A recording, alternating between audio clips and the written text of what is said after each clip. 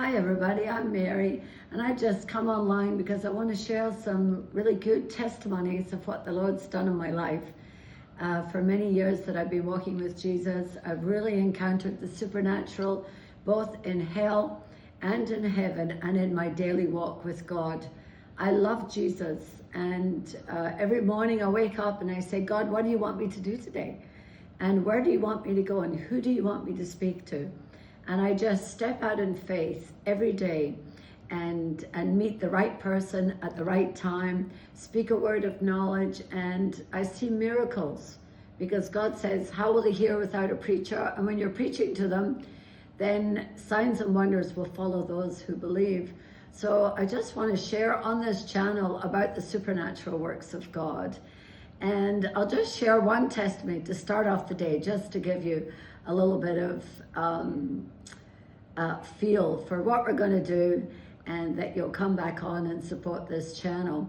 I used to live in Canada many years ago, and God got me up one morning and said, Mary, will you take a drive for me today? And I said, sure, God, where are we off to? And he said, well, just get in your car and I'll direct you. Anyway, so I got in my car in Canada on a very big highway, the 401 highway, and I was traveling about the first 100 kilometers, and I stopped off to use the ladies' room, fill up with another Tim Hortons coffee, and then I really wanted 100 kilometers later to stop and use the ladies' room again, and God said to me, no, don't go there, just keep going. So I continued to drive for at least another 100 kilometers, and then God told me, now, go to the ladies' room, but I noticed that it was back eastbound, so I had to take the bypass, cross over the bridge, and head back eastbound again to get to this ladies' room. When I got to the gas station, I wanted to hurry out of my car and get into the ladies' room. The Lord said, no, just hang on, wait. It's my perfect timing to meet the right person. So I hung out with God in the car and just worshipped until God said to me, now, Mary, go into the ladies' room, and I did. And when I stood there, God said, wait, let all the ladies go in first, because your appointment is just about to arrive. She's a young lady with pink shorts and a pink t-shirt. So I waited for this lovely young lady to come in. And when she did, I let her go to the bathroom. When she came out, I just tapped her on the shoulder and I said, excuse me. I said, I just wanted to tell you that Jesus loved you. And that young lady flung her arms open, flung them around my neck, and started crying on my shoulder so hard.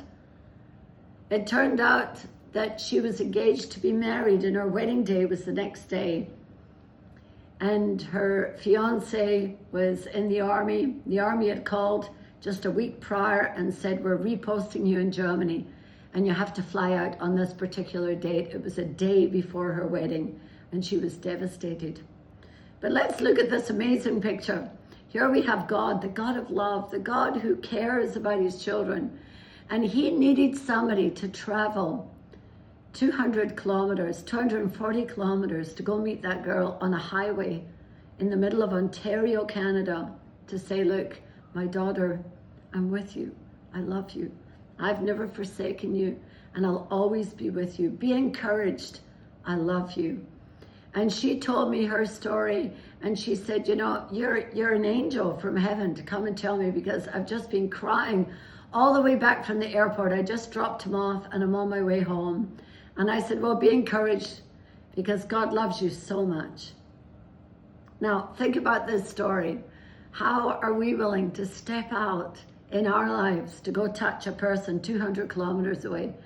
And then God says, oh, Mary, your assignment's over, go back home. You travel 200 kilometers back home.